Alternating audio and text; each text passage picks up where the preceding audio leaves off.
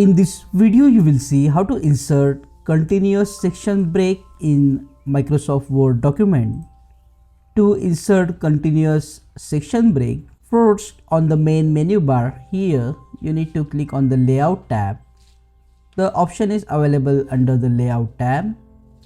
So after clicking here, immediately at the bottom of the layout, you will see here this option breaks.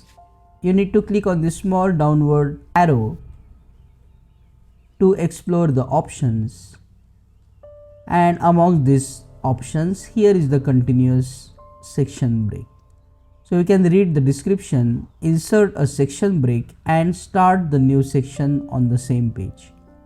After clicking on this option, a continuous section break will be added, but it is right now invisible. So if you want to see the section break, you need to go to the Home tab here, and you will see here this small Pilcrow icon to show and hide the formatting marks.